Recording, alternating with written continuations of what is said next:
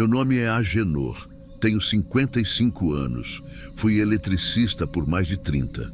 Aposentei depois de uma queda, mas continuo com a cabeça firme. Já vi coisa demais nessa vida.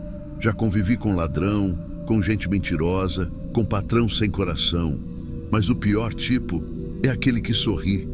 Eu não sou santo, já fiz muita coisa errada e vou contar uma delas agora. Não porque quero perdão, mas porque ninguém conhece a dor de um pai, até viver uma. Minha filha se chama Érica, 17 anos, minha única menina. A mãe dela se foi quando a Érica tinha 8, câncer. Desde então, fui eu e ela. Eu tentava ser tudo, pai, mãe, escudo. Ela cresceu em silêncio. Sempre foi reservada, inteligente, boa aluna. Nunca me deu trabalho. Até começar a namorar o tal do Tiago. Era de uma cidade vizinha. O tipo certinho demais, cabelo arrumado, palavras doces. Dizia senhor pra mim, puxava a cadeira pra ela. Aquela coisa que parece respeito, mas é só fachada. Quem é pai sente. Mas ela estava feliz. No começo, pelo menos. Acredita que até me mostrou o presente que ele deu? Uma corrente com a inicial dele. Disse que era fofo. Com o tempo, a coisa foi mudando.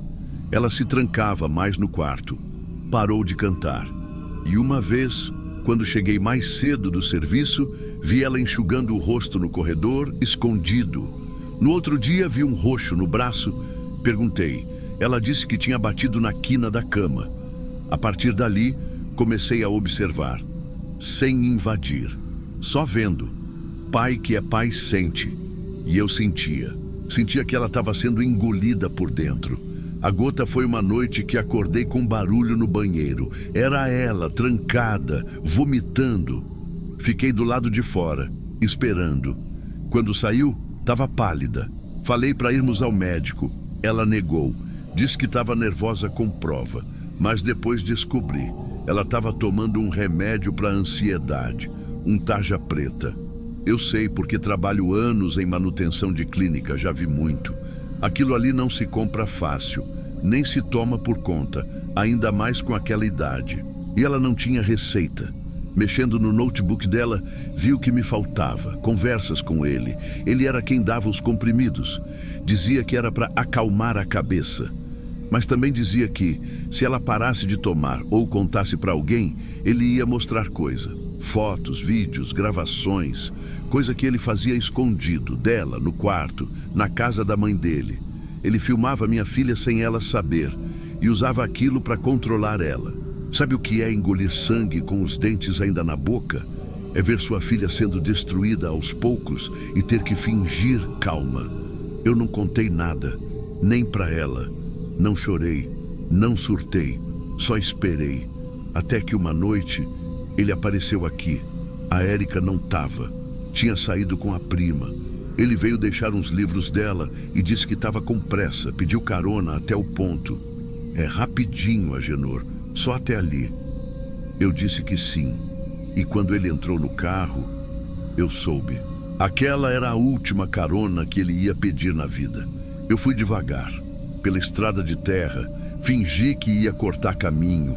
Virei onde ninguém mais passava. Um ramal velho, cheio de barro, mato dos dois lados. E ali, no breu da estrada, eu parei. Ele perguntou por que eu parei. A voz ainda com aquele tom de moço educado. Disse que o carro estava estranho, que ia dar uma olhada. Abri o porta-malas, peguei a barra de ferro curta.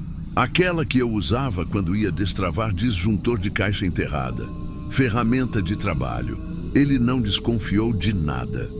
Só percebeu quando me viu vindo pela lateral do carro, sem falar. Abaixei o vidro, encostei o rosto e perguntei: "O que você gravou da minha filha?" Ele ficou branco, engoliu em seco, abriu a boca e disse: "Você não vai querer ver."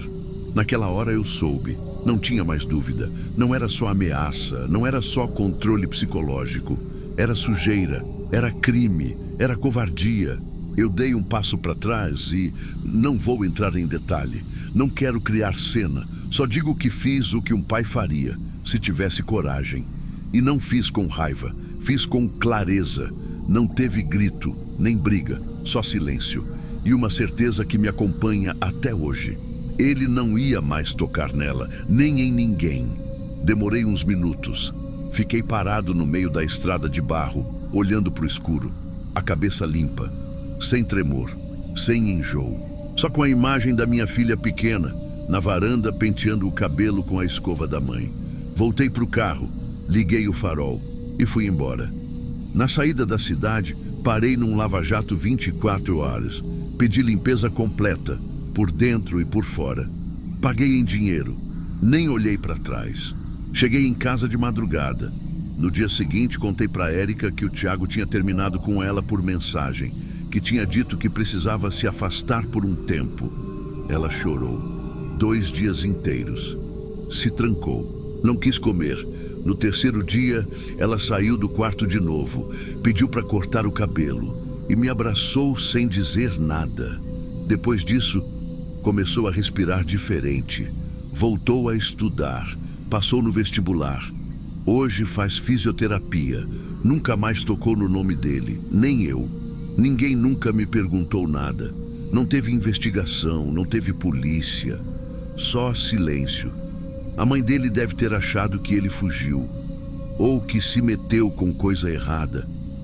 Vai ver, achou que usaram ele. Talvez pense até hoje que ele tá por aí. Mas ele não tá. E eu também não sou mais o mesmo. A gente acha que nunca seria capaz. Que não é coisa da gente. Que é coisa de filme, de notícia. Mas quando encosta em quem você ama, o que existe de certo e errado começa a tremer. Eu não fiz por vingança, nem por justiça. Fiz por amor. Um amor que ninguém vê, que não aparece em boletim de ocorrência, mas que se sente em cada passo da filha pela casa. Sem medo, sem olhar para o chão. Tem gente que vai me ouvir e achar monstruoso. Outros vão entender, mas não vão admitir em voz alta. Tudo bem, eu não quero perdão. E também não me arrependo. O que eu fiz por ela. E por mim também. Porque desde aquela noite eu consigo dormir. E quando fecho o olho não vejo sangue. Vejo a Érica, de novo com a cabeça erguida. Foi a última carona que ele pediu. E a única que eu jamais esqueci. Tem pai que reza, tem pai que espera. E tem pai que dirige em silêncio até o fim da estrada. Se você acha que já ouviu histórias pesadas, se inscreve. Porque aqui, nem todo mundo que entra no carro volta para casa.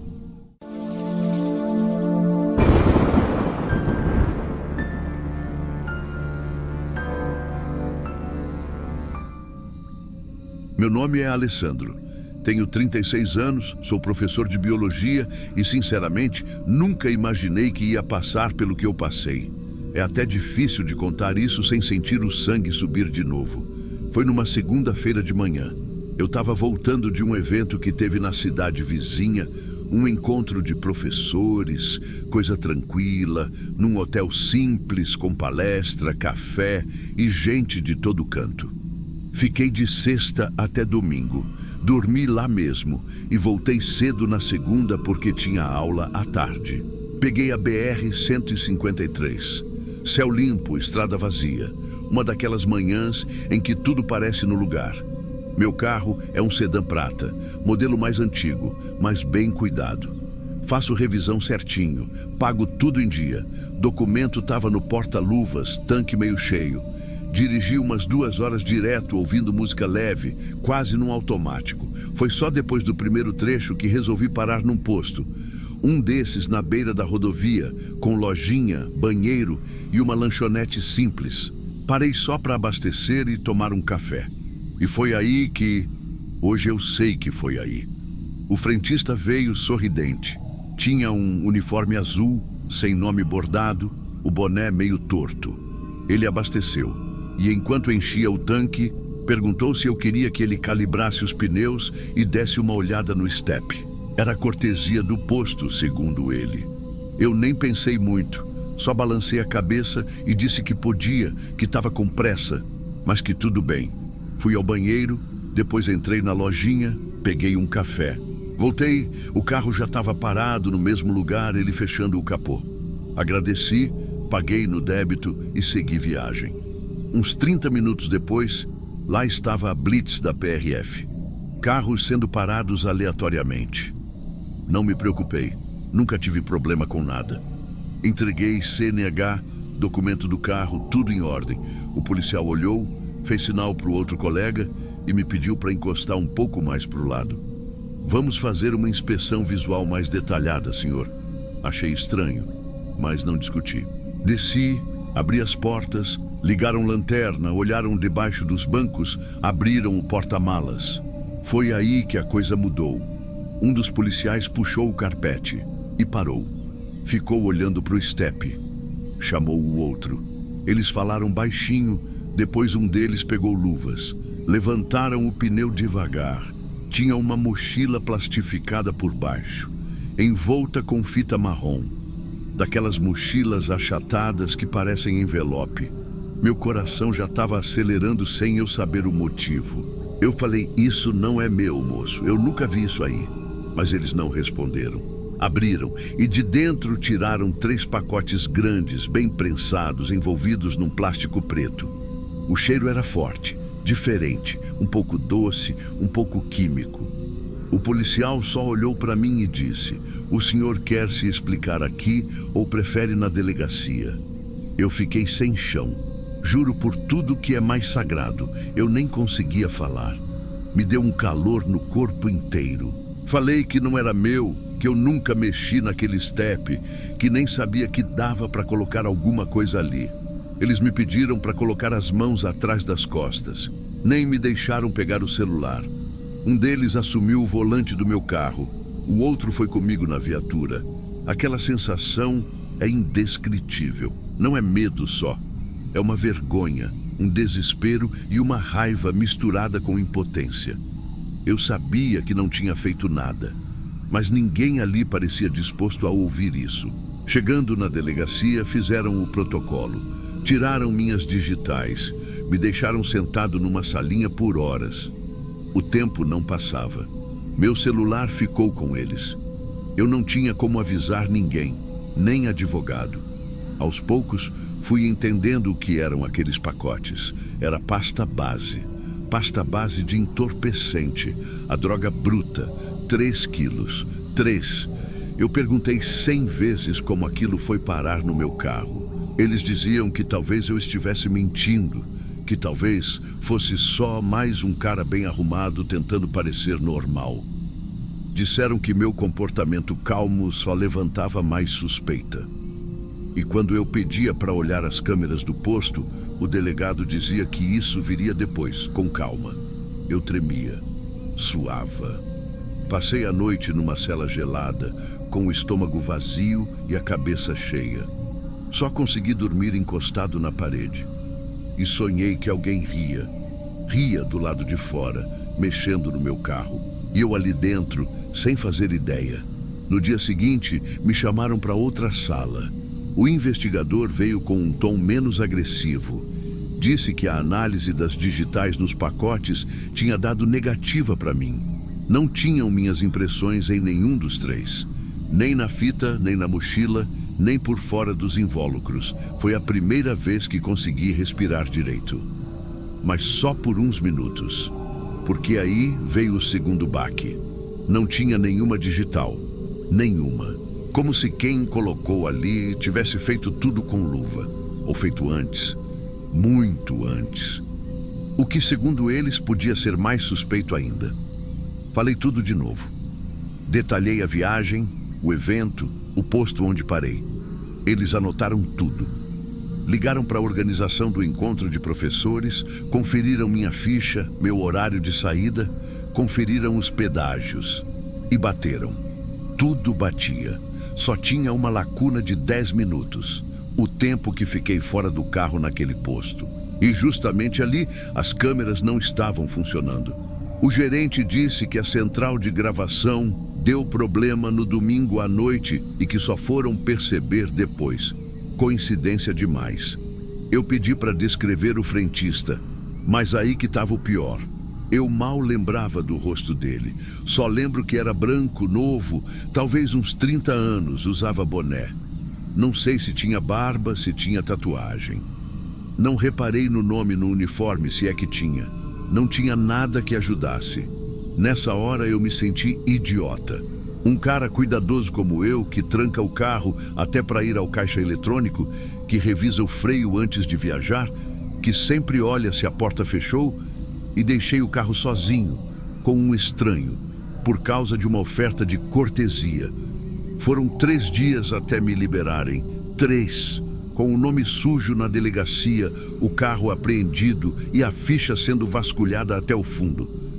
Me liberaram com um papel dizendo que eu era colaborador da investigação e que não havia evidências suficientes para a manutenção da prisão. Mas o estrago já estava feito. Na escola onde eu dou aula, já tinham ficado sabendo. Os alunos cochichavam. Teve pai que pediu para trocar o filho de turma. Meu diretor foi gentil, tentou me acalmar, disse que sabia quem eu era, mas dava para ver nos olhos dele que a confiança não era a mesma. E como seria? Na cidade era a mesma coisa. Olhares atravessados, gente cumprimentando com a mão pela metade.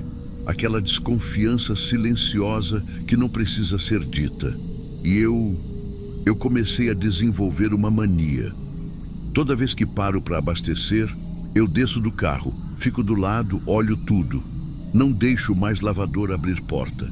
Não deixo manobrista tocar no volante. No trabalho, agora eu paro longe e tranco tudo 2 vezes. Até o porta-luvas. O carro ficou comigo depois que liberaram, mas eu nunca mais usei ele direito. Toda vez que sentava ali, sentia um peso que não era meu. Um peso real que eu carreguei sem saber e que quase destruiu minha vida. Vendi o carro meses depois, barato, muito abaixo da tabela, só para não ter mais que encarar aquele estepe.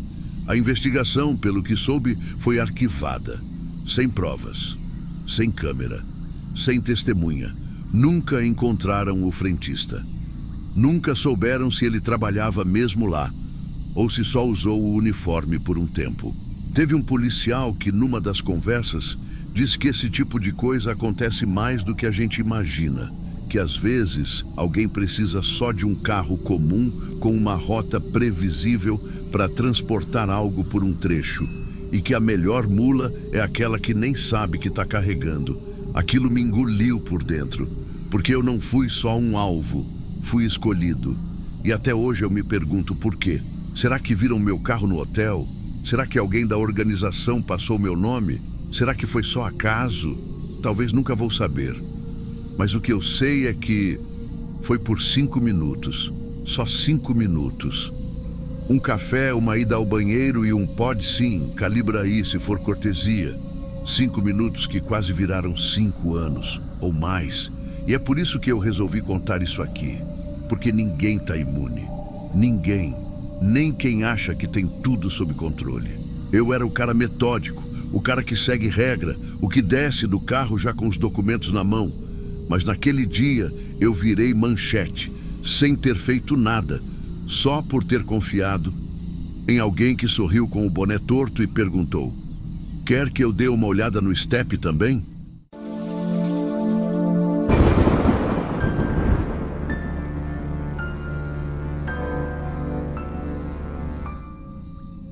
Tem coisa que a gente vive e nunca mais consegue contar direito, não porque esqueceu, mas porque toda vez que tenta, trava. Foi o que aconteceu comigo. E eu só tô mandando isso agora porque, sei lá, vai que alguém escuta, entende, ou pelo menos evita passar por algo parecido. Porque o que aconteceu com a gente naquela estrada, naquela noite, era para ter passado batido. Mas a gente parou. E o erro foi esse. Era um sábado. Eu e a Juliana, minha namorada, voltando do casamento de um amigo meu, numa fazenda no interior do Mato Grosso. Festa linda, simples, cheia de gente conhecida. A gente tinha passado o dia lá e a ideia era dormir num hotel na cidade vizinha. Mas resolvemos ir direto para casa. Dava para encarar a estrada. Eu conhecia bem. Era perto de 1 da manhã quando a gente pegou um trecho de terra que cortava umas propriedades. Um atalho. Economizava uns 30, 40 minutos. Isolado, sim, mas seguro. Já tinha passado por ali umas boas vezes, e de dia parecia até bonito, com cerca de madeira, árvores alinhadas, cheiro de mato mesmo. Mas de noite é outra coisa. A estrada era estreita, sem iluminação nenhuma, e a mata vinha quase até a beira. Só dava para ver o que os faróis iluminavam. Mas a Juliana estava tranquila, ouvindo música no fone, com os pés descalços no painel. A estrada estava seca, sem barro, e eu ia num ritmo bom, sem pressa. Foi quando vi uma luz, vindo de dentro da mata, farol de carro, mais profundo, meio inclinado, como se tivesse atolado num barranco. A trilha de terra até ele era fina, marcada de roda só de um lado. Falei alto, tipo, alguém se perdeu aí, hein? E ela tirou o fone na hora. Poucos metros à frente, tinha outro carro. Esse sim, bem visível. Parado no canto da estrada, portas abertas e uma moto jogada de lado, com a roda girando devagar. Cena de acidente. Na hora pensei isso, mas estava tudo muito quieto. A Ju me olhou de lado. Disse para eu não parar. Mas aí veio o impulso. Esse impulso idiota que a gente tem de ajudar, ainda mais no escuro. E quando vi um vulto acenando da beira da mata, foi automático. Encostei. Deixei o farol alto, desci e fui andando devagar. Fui com as mãos meio levantadas, perguntando se estava tudo bem, se alguém precisava de socorro. Mas ninguém respondia. O vulto que tinha acenado já não estava mais lá. Só dava para ouvir uns estalos secos no mato. E o carro parado. Era um hatch simples, de vidro escuro, com o porta-malas meio aberto, como se tivessem esquecido de fechar. Não sei explicar porquê, mas eu olhei. Me aproximei do vidro traseiro. Vi um saco preto grande, tipo aqueles de lixo reforçado, mas mal fechado. Ao lado, uma sacola térmica caída de lado, com o zíper aberto. Por dentro, uma camiseta amassada, manchada, e eu só percebi que era mancha de sangue, porque a borda estava seca e escura, tipo quando já passou muito tempo. Meu corpo gelou, meu pé travou, e foi nesse exato momento que ouvi um som seco na mata, como se fosse um estalo, tipo alguém quebrando um galho grosso. E depois, vozes, baixas. 2, talvez 3. Mas não era briga. Era conversa. Sussurrada. Apontada. Como se já soubessem que eu estava ali. Me virei no impulso. Não vi ninguém. Só aquele escuro denso da mata.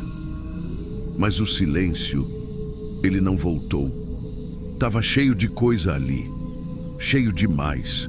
Corri pro carro. A Juliana já estava com a mão na boca, tremendo. Ela só dizia, vai, vai, vai. E eu tentei. Engatei a ré. Só que aí, outro carro, surgindo lá de trás. Saiu da mata com faróis apagados. Parou na estrada, bloqueando o nosso caminho. Não se mexia. Não acendia farol. Não buzinava. A Ju começou a chorar. Eu não pensava em nada. Só queria sair dali. Tentei manobrar para fazer o retorno. E nesse momento, outro farol apareceu. Dessa vez pela frente, um carro diferente, mas o mesmo comportamento. Parado, mudo, só presença. A gente estava cercado. Engoli seco. Apaguei os faróis, segurei o volante como se fosse parte do meu corpo e joguei o carro para o lado do barranco. Era arriscado, mas era o único lugar onde eles ainda não estavam. Raspei a lateral toda do carro em galho seco, em pedra, em terra dura. A Juliana gritava, mas eu fui, e o carro passou. Aceleramos por uns 20 minutos sem falar nada, sem olhar para trás. Só o som do motor, o cheiro do mato entrando pela janela e a mão dela no meu braço, tremendo. Eu não sabia se era medo ou se ela só queria ter certeza de que a gente ainda estava ali, vivo. A primeira placa iluminada parecia milagre, uma seta indicando a rodovia. Quando entrei nela, vi um caminhão de leite passando devagar. A primeira coisa viva e comum em quilômetros. E foi só aí que respirei, que deixei o corpo relaxar e percebi o quanto ele estava travado. A gente não dormiu naquela noite, nem na seguinte. E a Juliana ficou com febre 2 dias. Depois, meio sem saber se fazia sentido ou não, entrei no site da polícia. Tava tudo quieto. Até que vi. Desaparecida. Uma menina de 17 anos vista pela última vez numa cidade vizinha no dia do casamento. E o pior, a descrição das roupas era igual à da camiseta que a Juliana viu dentro do carro. Aquela que estava amassada, suja, aquela que devia estar limpa algumas horas antes. Quando a Juliana leu a descrição, ela travou. Não chorou, não falou. Só ficou olhando para o nada, como se a mente tivesse voltado para a estrada, para aquele instante em que ela me olhou e disse: vai embora. Eu devia ter escutado. Eu devia. A gente tentou fazer uma denúncia anônima. Ligamos, depois usamos o site. Preenchi tudo o que lembrava: o modelo do carro, o horário, a localização aproximada. Mas era uma área rural, sem placas, sem sinal de celular na hora. Tudo o que escrevi parecia vago demais, impossível de seguir. Nos dias seguintes, voltei a trabalhar. Mas toda vez que eu pegava a estrada, mesmo de dia, eu lembrava da curva onde a luz apareceu, do vulto acenando, do barulho seco vindo do mato, do carro surgindo atrás da gente sem farol nenhum. Era como se aquilo tivesse sido um recado, um aviso.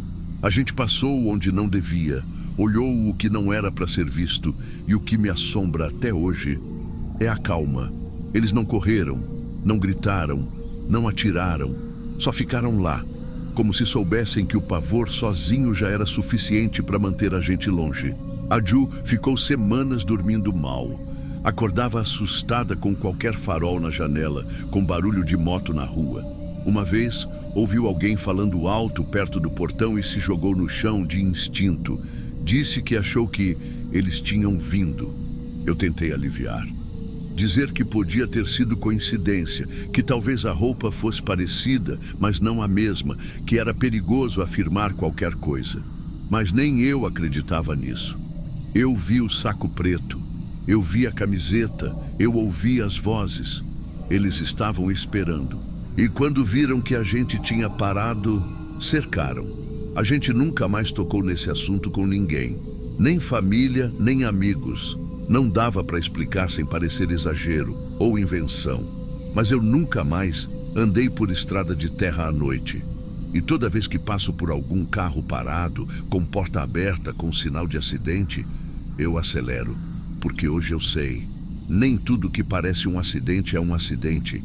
E nem toda pessoa pedindo ajuda quer ser ajudada. A Ju, meses depois, disse uma coisa que ficou na minha cabeça. A gente estava no mercado, esperando a fila do caixa, e ela virou para mim e falou: a pior parte não foi o medo. Foi ver que eles já tinham feito aquilo antes, que não era a primeira vez. E foi ali que me caiu a ficha. O comportamento deles não era de desespero, era de quem já sabia o que fazer. Era ensaio, era repetição. Eles sabiam onde parar o carro, onde esconder o outro. Sabiam o tempo entre a armadilha e o cerco. Sabiam esperar. E sabiam o que fazer caso alguém parasse no lugar errado. A gente saiu com o carro riscado, com o psicológico estourado, com a sensação de que escapou por pouco. Mas não teve briga, não teve perseguição, não teve nada de filme. Só um silêncio forçado e a certeza de que, se eu tivesse hesitado mais 5 segundos, a história terminava ali, naquele barranco, com o carro trancado e sem ninguém para contar o que viu. Hoje eu mando esse relato para vocês porque tem coisa que precisa sair da cabeça para a gente conseguir continuar.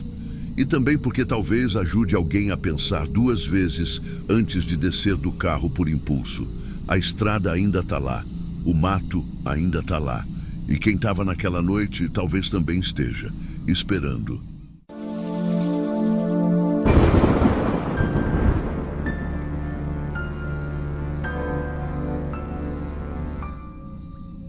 Não sei se o que eu vi naquela noite foi um pedido de socorro, ou uma coisa que só passou na minha frente porque eu estava com os olhos abertos. Mas tem hora que eu penso, e se aquilo estava ali justamente para eu ver? Eu sou técnico em refrigeração há mais de 20 anos.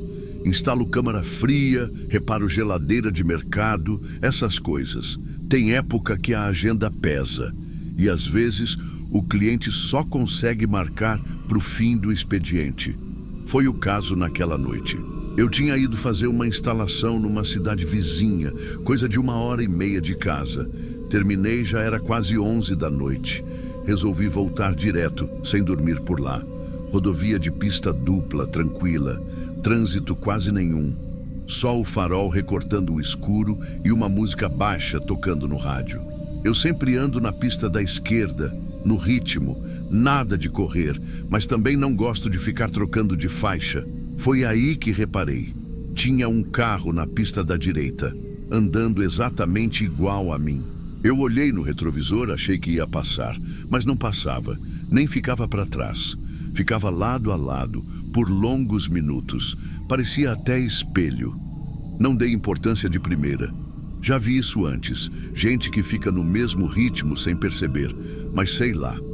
Quando a coisa dura mais de 3, 4 minutos, você começa a achar estranho. Era um carro prata, sedã, antigo. Não consegui ver a marca de cara, mas parecia bem rodado. O farol estava um pouco baixo. E o que mais me chamou a atenção, os vidros traseiros estavam abertos, uns 2 palmos. A curiosidade bateu. Olhei discretamente para o lado e foi nessa hora que o estômago gelou. Atrás do banco do passageiro, tinha alguém ajoelhado no chão do carro. Não no banco, no assoalho. A pessoa estava curvada, como se a cabeça encostasse no encosto da frente. Braços encolhidos, costas arqueadas, e não se mexia. A blusa era cinza escura, meio surrada. Não dava para ver o rosto, mas pelo tamanho, parecia jovem. Talvez um adolescente, ou uma mulher pequena. Foi como se eu tivesse flagrado algo que não devia. Na hora, eu tirei os olhos, voltei a olhar para frente. O coração começou a bater mais rápido. Pensei, será que vi certo? Esperei uns segundos, olhei de novo. A posição era a mesma, ajoelhado, imóvel. E o motorista, um homem de meia idade, camisa clara, braço no volante, postura tranquila, rosto neutro, nada fora do comum. Só que aí vem o que me derrubou. O carro balançava com a estrada e a pessoa ajoelhada não se mexia, nem 1 centímetro, como se fosse um boneco encaixado ou alguém treinado para ficar assim. Eu comecei a ficar nervoso. Pensei em buzinar, em dar sinal. Mas e se eu tivesse vendo coisa? E se fosse só alguém dormindo, abaixado por escolha? Ou pior, e se não fosse? Decidi acelerar. Passei para o lado, fui na frente. Só que fiquei com aquilo na cabeça. Aquela imagem. A coluna dobrada demais. A imobilidade. O fato do motorista não estar nem aí. Nem um olhar estranho, nem pressa. Peguei o celular e falei com o GPS. Onde é o próximo posto? Tava a uns 20 minutos. Fingi que ia abastecer. Parei lá, estiquei as pernas, comprei uma água. Olhei para a pista esperando que ele passasse. E passou, mesma velocidade, mesmo carro. Só que dessa vez, eu olhei de trás. E os vidros estavam escuros. Não dava para ver nada, nem forma, nem vulto. Voltei para o carro, segui viagem. Tentei me convencer que não era nada. Mas a verdade é que eu não conseguia pensar em outra coisa. Como alguém fica ajoelhado no assoalho de um carro, sem nenhum movimento por tanto tempo? E por que aquele homem estava tão tranquilo? Faltando uns 30 minutos para eu chegar em casa, vejo ao longe um carro parado no acostamento. Farol de alerta piscando, o capô levantado. Quando passo devagar, é ele, o mesmo sedã prata. O motorista estava do lado de fora, olhando para o motor com a mão na cintura. De novo, nada desesperado. Parecia uma parada comum. Mas aí, meu olho vai para a porta traseira. Ela estava aberta. E o banco de trás vazio. Nenhuma mochila, nenhuma pessoa, nenhum banco abaixado. Só o tapete no chão, alinhado, como se ninguém nunca tivesse usado. Na hora, me deu um aperto no peito. Um desconforto que eu não consigo explicar. Continuei dirigindo. Passei devagar, sem parar. Não sei se era medo ou se era o corpo avisando que era melhor não mexer com aquilo. Cheguei em casa quase 1h da manhã. Desliguei o carro, entrei, mas fiquei na sala sem sono. Aquela imagem não saía da cabeça. O jeito que a pessoa estava ajoelhada, curvada, imóvel. E o mais absurdo de tudo, a ausência de qualquer reação. Porque se fosse alguém pedindo ajuda, por que ficar daquele jeito? Mas se não era isso, o que era? Naquela noite, eu deitei, mas não dormi. Revirei na cama, lembrando do jeito que aquela pessoa estava encaixada ali. Aquela blusa cinza, a cabeça baixa, a falta de movimento e, principalmente, aquela porta traseira aberta depois. Fiquei pensando, e se aquilo era um sequestro? E se era alguém fugido sendo levado? Ou pior, e se era alguém que nem devia mais estar vivo? Só que quanto mais eu pensava, mais eu voltava num detalhe pequeno, mas que me deixava mal. A imobilidade não era normal, nem se fosse alguém dormindo, nem se fosse por medo. O carro balançava, a estrada tinha ondulação, e mesmo assim, aquela figura ajoelhada, encolhida, não reagia. Eu tentei contar isso para um amigo de trabalho no outro dia. Falei por alto. Ele riu, disse que eu devia estar cansado, que era ilusão de ótica, reflexo. Você viu coisa, Betão? Tá rodando demais. Talvez, mas e se não? Porque tem uma coisa que eu não contei para ninguém. Um detalhe que na hora passou batido, mas depois me veio na mente como um soco. O tapete. Quando eu vi o carro parado, com a porta traseira aberta, o banco de trás estava vazio. Beleza. Mas o tapete estava alinhado demais. Sem uma dobra, sem um amasso, sem marca de joelho. Como se nada tivesse estado ali. Mas eu vi com clareza. O tecido da blusa, o formato da nuca, a curvatura da coluna. Não era vulto. Não era reflexo. Era alguém. Ou algo. E tem mais. Eu sou técnico, treinado para reparar detalhe. Uma câmara fora de nível, uma mangueira mal encaixada, um cheiro diferente. Não me escapa. A blusa cinza, ela tinha um furo pequeno na parte de trás, bem no ombro. Só que o que me dá calafrio até hoje é que esse furo parecia ter uma borda escura, como se fosse queimado. Não rasgado, queimado. E agora você junta tudo. O silêncio, a imobilidade, a ausência de reação. E esse detalhe que ninguém notaria se não tivesse parado para ver. Tem gente que acredita em coincidência, em mente cansada, em coisa da cabeça.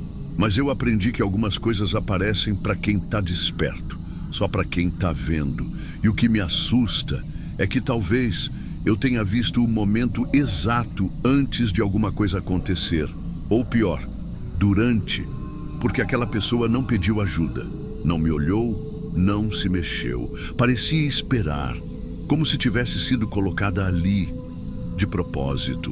Como se eu tivesse que ver aquilo, mas por quê? Eu não denunciei, não chamei ninguém, não segui, só fui embora.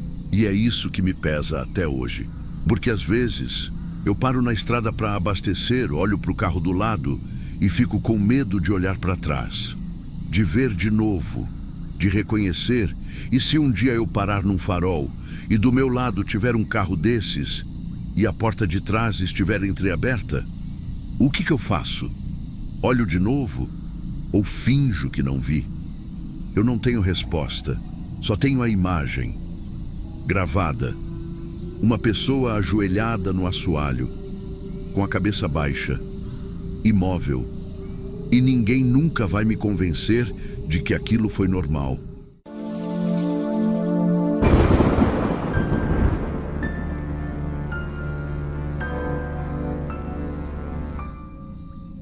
Eu não sou o tipo de pessoa que costuma imaginar coisa. Não sou medrosa, nem dessas que vive achando que está sendo seguida, nada disso. Mas tem coisa que, quando acontece, a gente percebe que o problema nunca foi medo. Foi o instinto tentando avisar. Era uma sexta-feira à noite. Eu saí do serviço e fui direto para a rodoviária. Tinha marcado de visitar meus pais no interior. Eles moram numa cidade pequena a umas 5 horas da capital. Eu costumo pegar o ônibus das 23 reais, porque chego de manhã, já dá para tomar café com eles. Sempre fiz esse trajeto. Sempre foi tranquilo. Nesse dia, eu sentei na poltrona 18, lado da janela. Pouca gente no ônibus, de verdade. Devia ter menos de 20 pessoas. A maioria já sentou, botou fone no ouvido e capotou. O ar estava frio, as luzes internas apagadas. Só de leitura mesmo que acendia se alguém quisesse. Eu tentei dormir, mas não consegui. Tava com aquela inquietação que não tem explicação. Nem estava pensando em nada pesado, só um incômodo estranho. Tipo quando o corpo já sabe o que vai acontecer, mas a cabeça ainda não entendeu. A viagem seguiu normal até por volta de 1h45 da manhã. Eu lembro bem do horário porque olhei no celular. A estrada estava completamente escura. Era aquele trecho entre duas cidades pequenas sem iluminação pública. Só o breu da pista e os faróis do ônibus. Foi aí que o motorista começou a reduzir a velocidade. Eu até achei que fosse algum animal na pista ou problema no ônibus. Mas ele encostou devagar no acostamento, sem dizer nada. Nem ligou luz, nem falou no alto-falante. Simplesmente parou. Eu me ajeitei no banco e olhei para frente. Pela janela lateral, eu vi quando ele abriu a portinha dele, desceu e foi falar com alguém que estava fora do meu campo de visão. Não dava para ver quem era. Só ouvi um murmúrio abafado, passos na grama seca. 2 minutos depois, a porta de trás do ônibus se abriu com um estalo seco, aquela que quase ninguém usa. 2 homens subiram. Foi rápido. Um deles era alto, o outro mais baixo, mas os 2 tinham postura de quem não queria chamar atenção, ao mesmo tempo que parecia que sabiam exatamente o que estavam fazendo. Eles entraram em fila, sem trocar palavra, e foram andando calmamente pelo corredor. Nenhum deles se sentou de imediato. Um se agachou perto da parte de bagagem de mão, como se estivesse procurando algo, mexendo em malas. O outro ficou parado, de pé, encarando o fundo do ônibus. Depois de uns segundos, os 2 se sentaram nas últimas poltronas. Ninguém reagiu. Ninguém perguntou nada. O ônibus seguiu como se aquilo fosse normal. Eu fiquei com o coração batendo mais rápido. Não era medo ainda.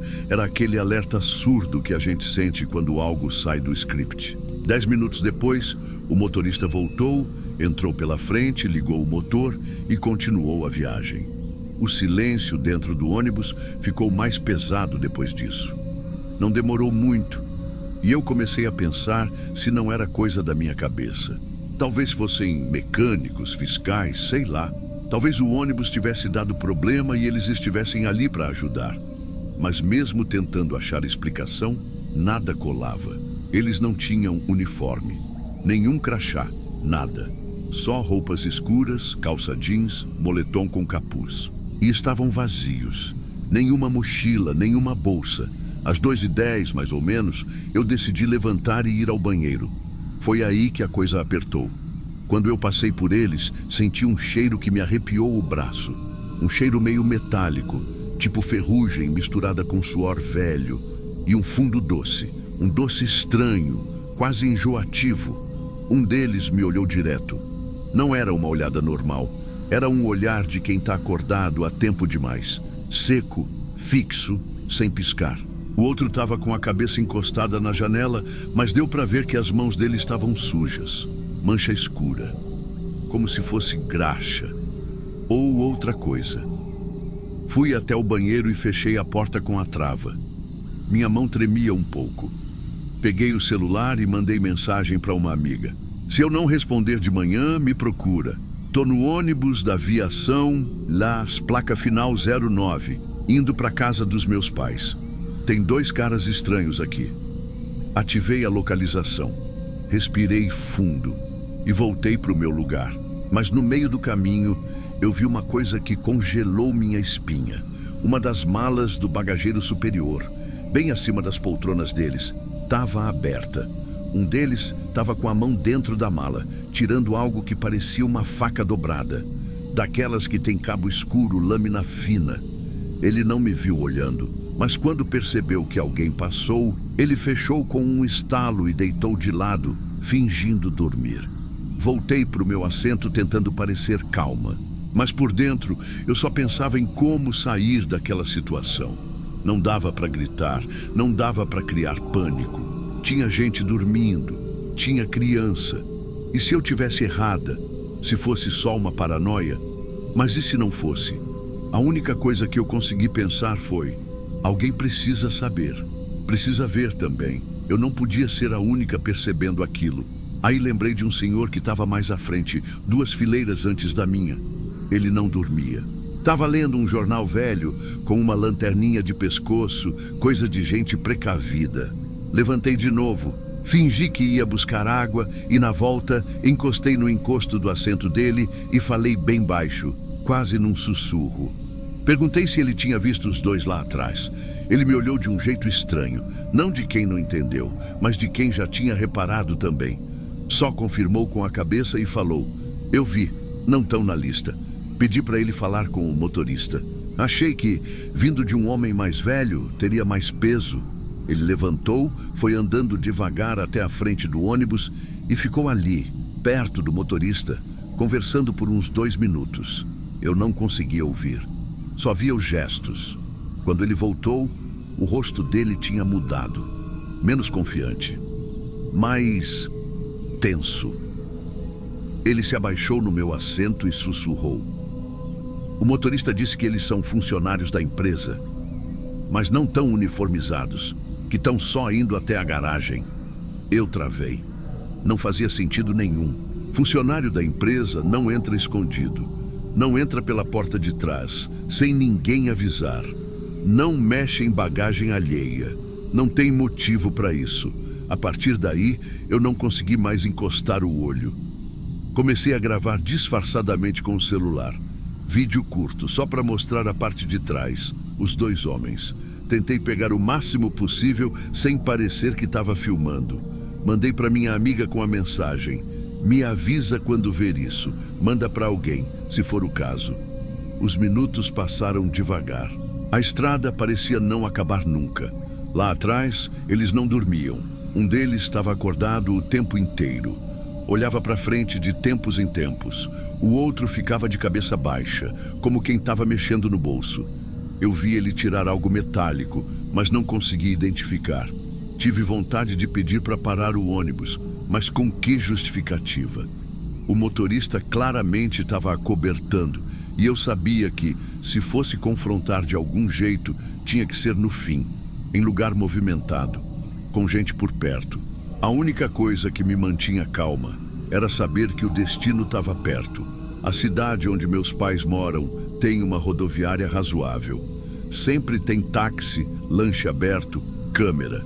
E aí, às 4h03 da manhã, o ônibus finalmente encostou na plataforma. As luzes internas acenderam. Todo mundo começou a acordar aos poucos. Aquela movimentação normal, menos lá atrás. Os 2 homens se levantaram juntos antes de qualquer anúncio do motorista. Um deles abriu a porta de emergência manualmente com um movimento rápido, e os 2 desceram por trás, como tinham entrado. Ninguém viu. Nenhum funcionário da empresa esperando. Nenhuma saudação. Ninguém da rodoviária abordou. Eles simplesmente sumiram na lateral do pátio, andando rápido, em linha reta. Quando eu desci, minhas pernas estavam bambas. Fui direto para a parte da frente e perguntei para o motorista, com o máximo de calma que consegui.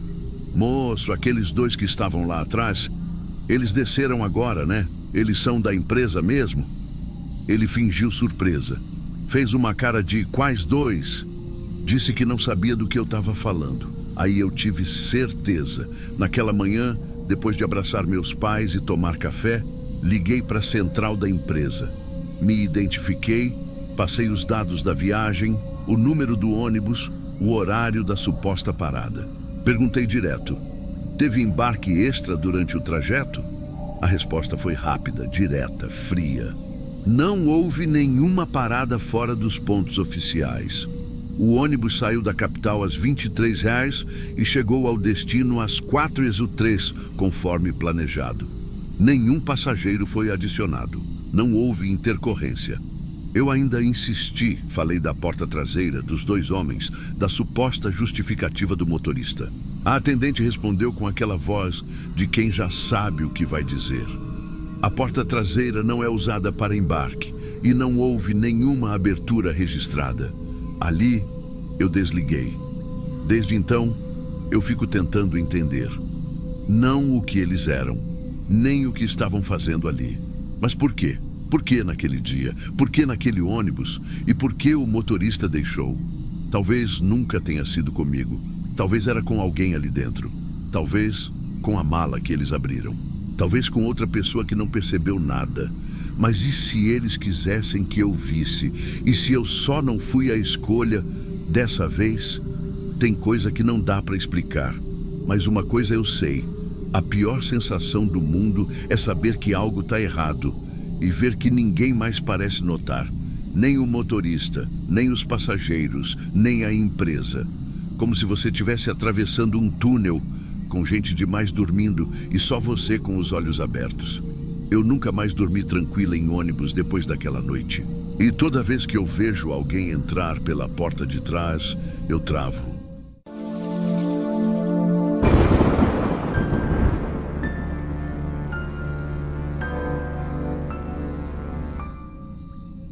Eu trabalho num posto que fica no meio do nada. Sabe aqueles postos entre cidadezinha e cidadezinha? Então, é um trecho que não tem radar, não tem blitz, não tem câmera, não tem nada. De noite é só mato e o farol dos carros passando direto. Já vi de tudo nesse tempo. Casal brigando dentro do carro, caminhoneiro com dor no peito pedindo ajuda, até gente fugindo da polícia já parou ali. A gente aprende a perceber quem está com pressa, quem está escondendo alguma coisa, quem só quer ser invisível. Mas teve uma coisa que me pegou, e eu vou te contar do jeito que aconteceu. Era uma segunda-feira qualquer, devia ser umas 9 da noite. Eu estava na bomba 2, que geralmente é onde param os carros mais velhos. Encosta um carro preto, modelo antigo, com os vidros escuros. Eu vi pelo barulho do motor que estava ligado. Aí o vidro abaixou só um pouquinho e o cara falou, 20, só isso, nem boa noite, nem olhou na minha cara. Eu coloquei os 20, ele me deu o dinheiro certinho em nota de 5 e foi embora. Até aí, normal. Tem gente que é seca mesmo. No dia seguinte, mesmo horário, mesma bomba, mesmo carro. 20. Já achei curioso, mas ok. Dei o troco, ele foi embora. Terceira noite seguida, mesma coisa. Só que dessa vez eu olhei mais. Ele não desligava o carro, não tirava o cinto, só abaixava o vidro, passava o dinheiro e sumia. O rosto dele era meio apagado. Olho sem expressão. Parecia que ele não estava ali. Aí falei com meu colega, o Alan. Cara, 20 reais? Todo dia? Ele deu risada. Deve ser liso, tá só indo até a casa da amante, mas eu fiquei com isso na cabeça. A forma como o cara nem olhava, nem respirava mais fundo, nem nada. Parecia programado.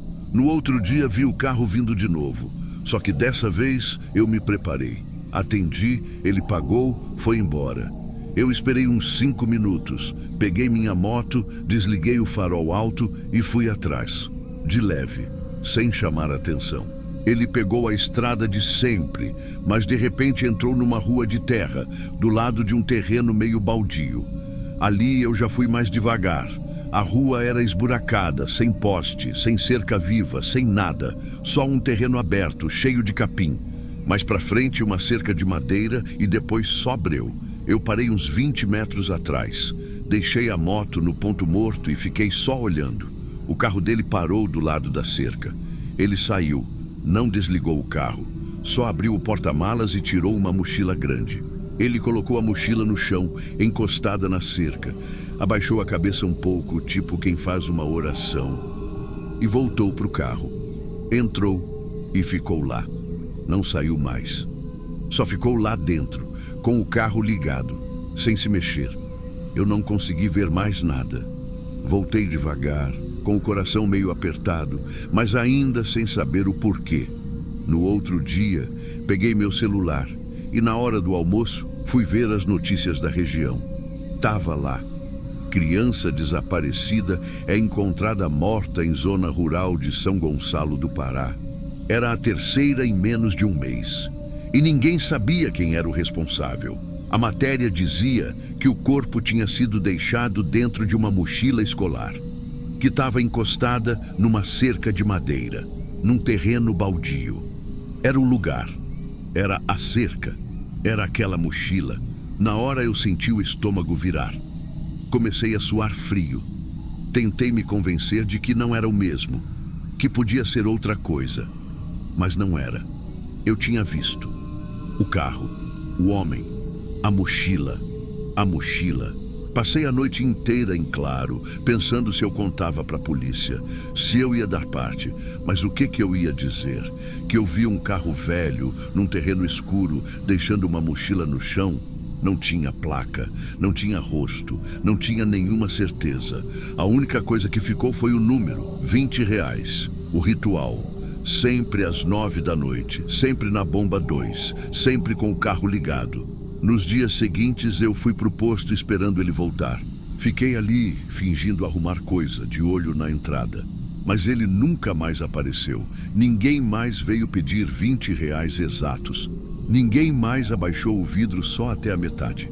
Ninguém mais passou dinheiro dobrado, com a mão trêmula, mas sem expressão no rosto. O que me pega até hoje é saber que talvez ele vá repetir esse ritual em outro lugar, outro posto, outro frentista, outra bomba 2, e que talvez ninguém repare, porque é só um carro velho, só um homem calado, só R$20. E a gente acostuma a ver tudo isso sem estranhar. Eu que passo noite em claro enchendo o tanque, olhando o farol de carro e ouvindo o motor no vazio, eu vi, mas não soube o que estava vendo. E quando soube, já era tarde.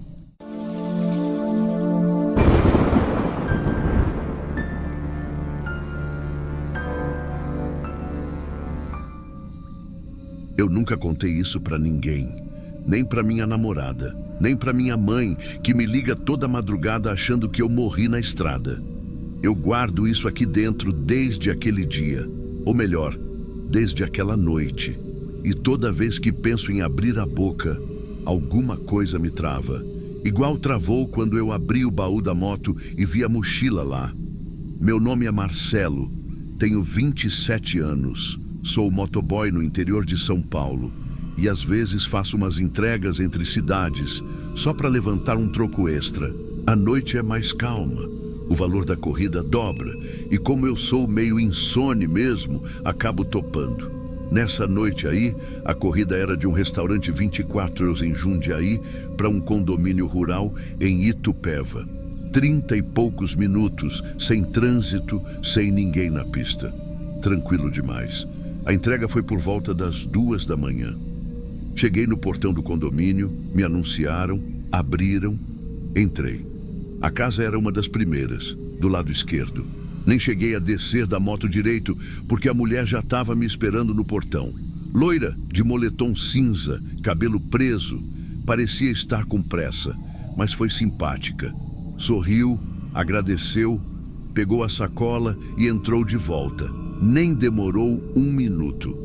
Voltei para o portão, saí e peguei a mesma estrada de volta. Tudo certo, foi no meio do caminho que deu vontade de parar. Não sei se era o café do posto, o energético ou os dois, mas eu precisava urinar. E ali naquela região tem um trecho de curva longa, de pasto dos dois lados, sem casa, sem nada. Só cerca de arame farpado e uns postes afastados.